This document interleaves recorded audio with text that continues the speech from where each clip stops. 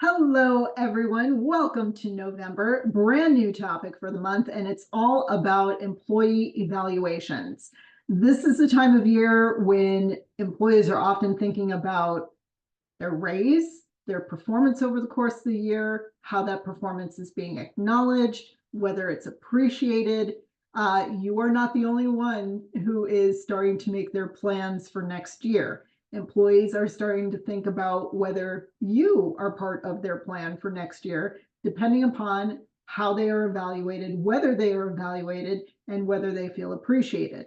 So one thing that is really critical about employee evaluations is to go into them with a positive mindset. Even though money does play a role in whether someone considers whether they stay with you, often two other things play a very critical role as well. One, do they feel appreciated? And that isn't just money, that's culture. And the other is their relationship with their direct supervisor. More often than not, people will leave a job because of their relationship with their manager more than any other reason, including money. So if you, as the owner, have a manager or managers working on your team who oversee other people and they are problematic and you have not addressed that issue, that's going to be a problem with your retention. And it's going to be a problem with evaluations, because something else that really lights up employees is when their performance is being evaluated by a manager who does not walk their talk and does not really uphold the values of the company. That hypocrisy does not go unnoticed.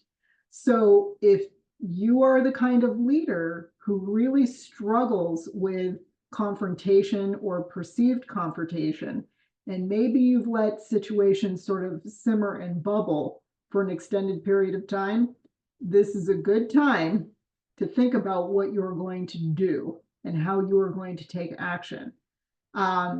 So that's one area. The other area is, I think that employees are looking for some objective criteria to have their performance measured against, especially when our business is small, we're quickly growing, and we just need people on board to share the workload. We haven't really fully fleshed out job descriptions or evaluation criteria.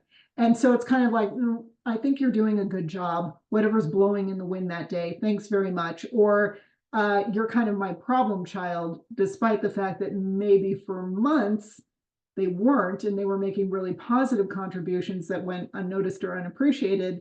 And now all of a sudden it's showing up in their performance. And this is the thing that you're noticing, not all of this. So fair and objective evaluations are super critical to having constructive conversations with your employees that have credibility. Because if you really want to retain your team and you want them to grow and you want that investment in them to pay off, they have to know, where is the business going? How do I fit into all of that? What are your expectations of me? Why do I only get feedback from you when there's a problem? Or why do I only hear about things when it's time for my evaluation? As the owner of the company, your job as a leader is to nurture and mentor your people. Now, I'm not saying that there aren't occasions when employees don't deserve to get the boot. Like, I'm all for cut your losses, invest in someone, and if you are holding up your end of the social contract and they are not, then they need to go somewhere else. They can be a good person and a bad fit for your company. So I'm all for firing people who should be fired. But I find more often than not, the restlessness, the miscommunications, the bad attitudes are really erupting from something cultural, and it is usually a lack of clarity and communication that comes from the top. So employee evaluations are also a really good time to look inward and consider, how have you been interacting with your team throughout the year? Have you noticed where they perform really well and they make excellent contributions? As often as you do, note when they're struggling, when you see challenges, when you see areas for improvement, and you are bringing a more complete and fair picture to the table when you're discussing their performance and certainly their compensation. So that is a little food for thought to kick off this month's theme. I'm going to give you more suggestions as the month goes on, more specifics around how to conduct these evaluations. But I think that gives you enough to get started with. So if you need help with this or any other topic that I talk about on my videos, please always feel free to reach out and let me know. Hope you're having a great week. Enjoy these cooler temperatures. They are gorgeous. And I will see you next Wednesday. Take care, everyone. Bye.